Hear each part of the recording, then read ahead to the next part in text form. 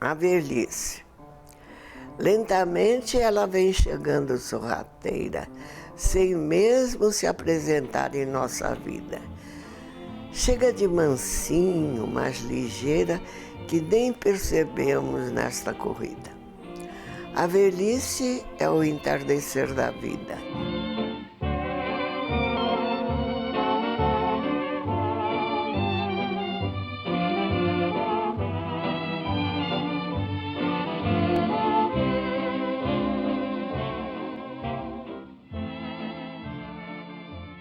Eu não digo mais que eu sou jornalista, eu digo, eu fui jornalista. Agora eu me considero um homem do mundo, livre. É o homem feliz que é livre ou é o homem livre que é feliz?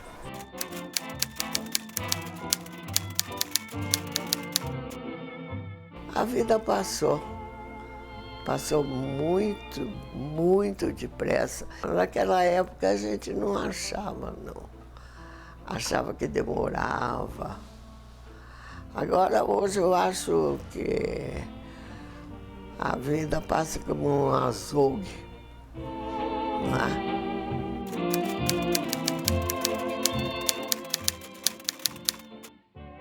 Não quero dizer que eu não pense no dia de ontem, lógico. Há 3 meses atrás, 1 ano atrás. Tanto que eu narrei agora toda a minha vida passada. Mas eu não gosto de me situar no passado, como fazem muitas pessoas velhas.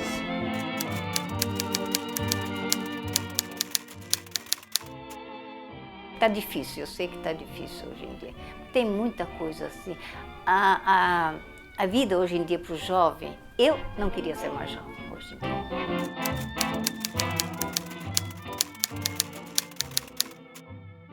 De um certo modo, eu nunca amadureci. Eu sempre consegui me manter jovem e não levar muito a sério os adultos, que muitas vezes são Hitlers ou desse tipo.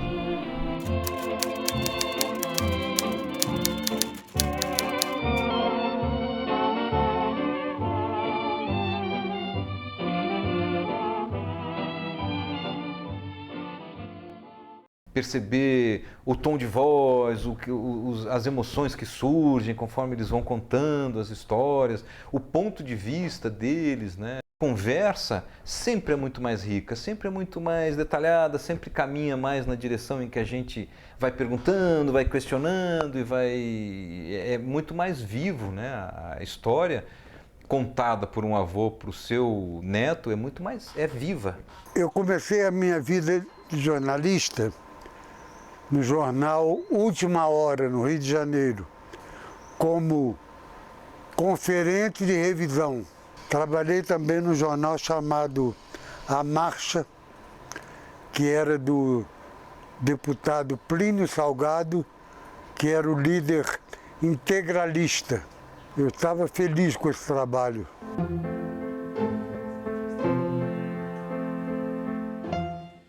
As cigarras. A primeira cigarra cantou na minha janela em setembro, numa linda manhã de sol, para avisar que está chegando a primavera e o desabrochar das flores no arrebol.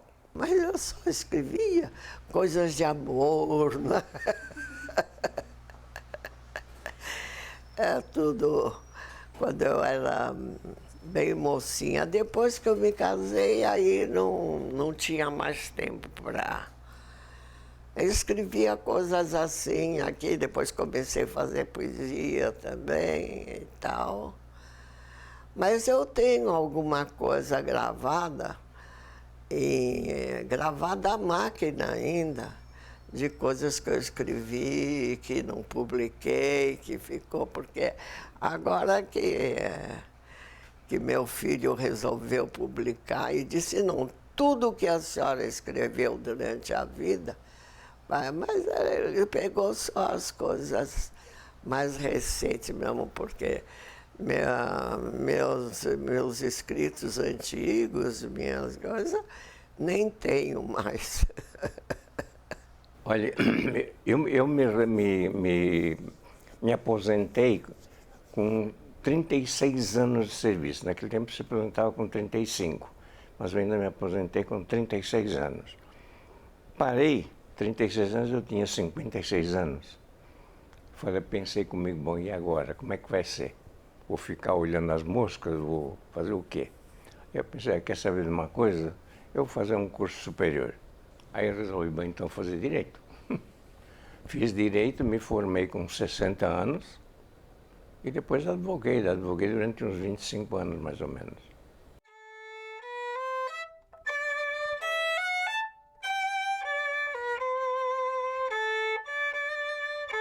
Meu pai tocava violino também e ele, como era isso era na educação, que a gente tinha que estudar, ou um instrumento, ou uma arte, quem pintava, ou qualquer arte, né? Então eu optei pelo violino, porque papai também tocava um pouquinho de violino. Fui gostando do violino e aí continuei. Entrei já numa orquestra sinfônica e aí fui indo e a música foi continuando, né? Fui tocando, continuando. E eu fui a pessoa mais jovem que jamais foi eleita, a primeira mulher que entrou na Academia de Ciências. E isso foi na década de 60. Tive a sorte de poder ver aplicados os resultados de minhas pesquisas para o bem da vida normal e o progresso racional. Isso sim. Aí seria muito divertido falar. Mas e isso também me deu oportunidade para viajar e conhecer gente. E conhecer no sentido de viver com gente que eu não conhecia antes. Eu vivi muito tempo em lugares muito fora do comum. E foi talvez a maior parte da minha vida.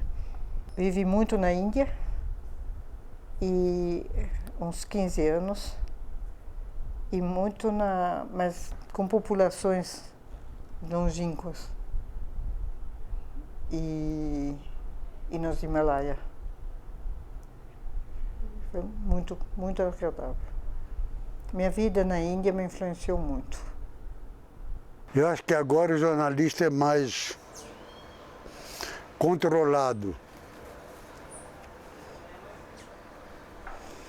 Ele tem que fazer exatamente o que mandam ele fazer, mas não o que ele acha que deve fazer. Naquela época minha, quando eu era jornalista, você tinha liberdade de escolha, de opção. Não precisava receber ordem. Você sugeria, você dava suas ideias e quando aprovavam, aí você fazia o trabalho, né? Mas continua sendo a profissão uma das mais interessantes para o ser humano. Que o jornalista é um bicho curioso. Ele é levado pela curiosidade, né? Se ele não tiver curiosidade, não vai ser jornalista. Nunca. Tão diferente, tão diferente, tão diferente. Naquele tempo, a gente saía da casa dos pais para casar, era o primeiro uma pessoa com quem ia ter uma relação, né? Hoje em dia, meninas andam aí um dia com um dia com outro, um dia... Não, muita.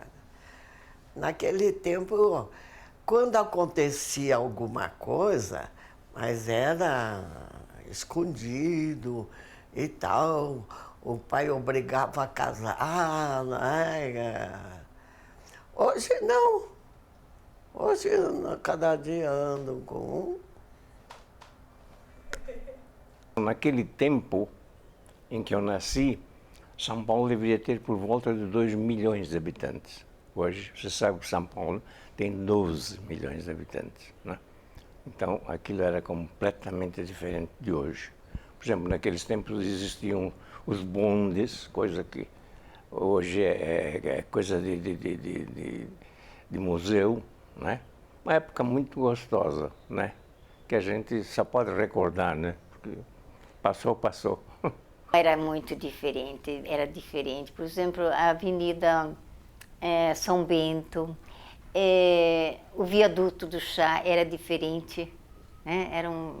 Ir no MAP, né, era uma coisa maravilhosa. A gente ia lá tomar um chá à tardezinha, a gente se encontrava com umas amigas, de luvinha, de luva, bem arrumadinha, um chapeuzinho, às vezes pequenininho, um casquetinho.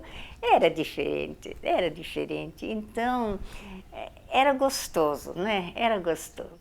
São Paulo era muito fina, São Paulo era muito bonita também, né? Era muito bom. Eu acho que se perderam várias qualidades no mundo inteiro. No mundo inteiro, fora algumas regiões da Ásia.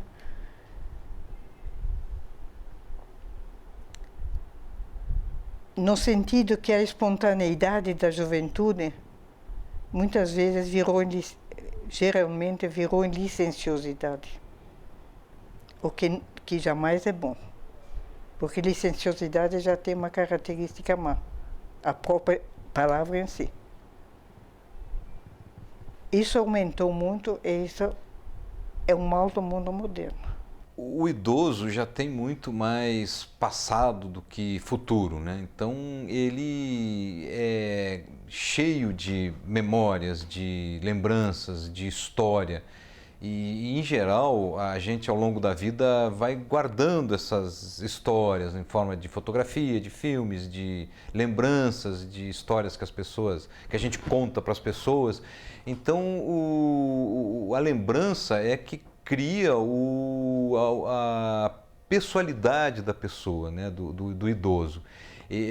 Mantém a unidade dele, ele se estrutura a partir das suas memórias, da sua história de vida.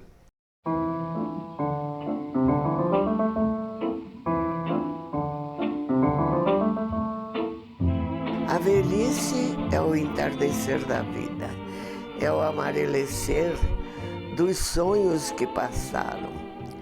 É a longa caminhada que se finda, é viver as saudades que chegaram. A velhice nos toma num repente, sem mesmo anunciar a sua vinda, e se aninha no coração da gente. A velhice é relembrar felicidade. E se ela é o entardecer da vida, é também o alvorecer da eternidade.